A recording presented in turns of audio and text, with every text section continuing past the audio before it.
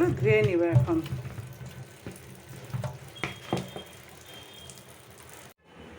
Sauce তৈরি করব। টমেটোটা কেটে ধুয়ে পরিষ্কার করে নিচ্ছি। এখন একে একে মশলা দিব, কারণ এখন এটা আমি রাইস প্রেসার কুকারে ছিটি দিব, কারণ মশলাটা যতটা জাল হবে ততটা ফ্লেভারটা সুন্দর আসবে।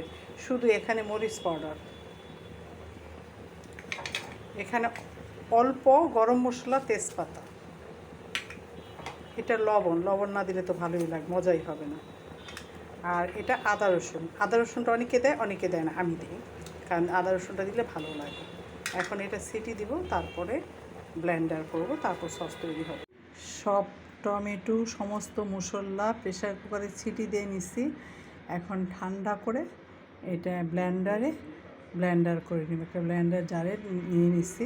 এখন ব্লেন্ডার করব সমস্ত মশলা দেওয়া। এখানে এটা চিনি দিচ্ছি কিছু, এখন নাড়া দিব, তারপর আরেকটু চিনি দিয়ে দিব, কারণ এটা তো টক মিষ্টি ঝাল, চিনি কিছু দিছি আর অল্প দিলাম এখন। আর এখন সবগুলো মশলা দিয়ে আমি ব্লেন্ডার করছি এবং প্রেসার করে সিটি দিছি, কারণ যতটা মশলা দেওয়ার পর বয়েল যতটা ভালো হবে। এটা পাঁচফোড়ন দিয়ে নিলাম, এখন শুধু নাড়বো। এমনি আমার এটা ঘন হয়ে গেছে, বেশি জাল দিতে হবে না, মোটামুটি জাল দিলেই হয়ে যাবে। কেন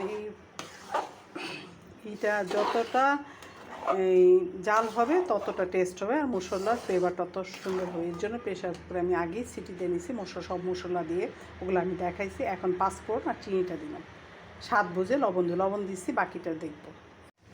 এটা বলক আসতেছে, আরও জাল হবে, কারণ এটা যত জাল হবে তত মজা। ঘন হয়ে আসছে, আর একটু হলে নামাইয়ে ফেলবো।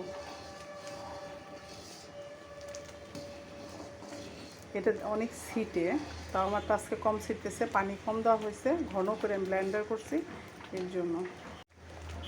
এটা একদম ফুট আসতেছে, আর একটু হলে নামাইয়ে ফেলবো।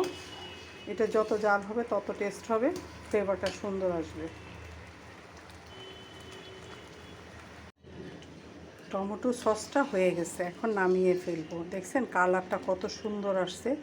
টমেটোর সস তৈরি করতে হলে লাল লাল পাকা পাকা টস টমেটো নিতে হয়, খাইতেও যেমন মজা, দেখতেও তেমন সুন্দর। এই ঘনটা হয়ে গেছে, আরও নামায় ফেললে আরও ঘন হয়ে যাবে, তাই এখন নামিয়ে ফেলবো। আর হাতের জিনিসের আলাদা মজা, দেখতেও যেরকম সুন্দর হয় কালারটা, আবার খাইতেও অনেক মজা এবং পরিষ্কার পরিচ্ছন্নতা থাকে। আমার ভিডিওটা ভালো লাগলে লাইক দিবেন, কমেন্টস করবেন, ভালো থাকবেন।